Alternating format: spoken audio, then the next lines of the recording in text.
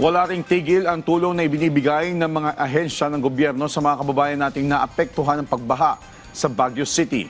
Ang detalye mula sa report ni Jong Munara ng Radyo Pilipinas.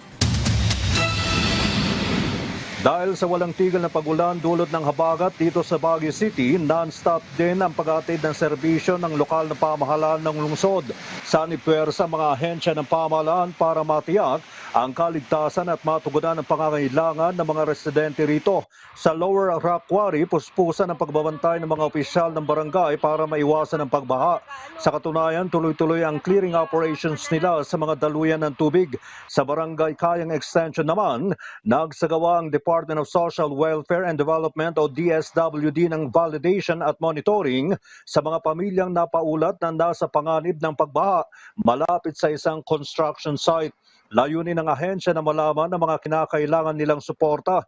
Batay sa datos ng Baguio City Disaster Risk Reduction and Management Council, umabot sa 5 pamilya o 25 individual ang inilikas dahil sa masamang panahon. Sa Rapid Damage Assessment and Needs Analysis naman ng City Disaster Risk Reduction and Management Council Emergency Operations Center, naitalang 3 flooding incidents at 13 landslides sa buong lungsod.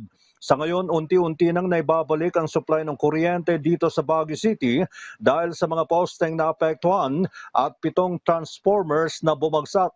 Samantala, suspendido na ang klase sa lahat ng antas sa mga pampubliko at pribadong eskwelahan dito sa lungsod ngayong araw.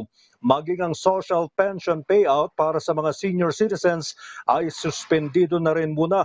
Payo ng City Disaster Risk Reduction and Management Office sa mga residente rito, manatiling alerto at sumunod sa mga inilalabas nilang abiso. Mula rito sa Baguio City para sa Integrated State Media, Jong Munar ng Radyo Pilipinas, Radyo Publiko.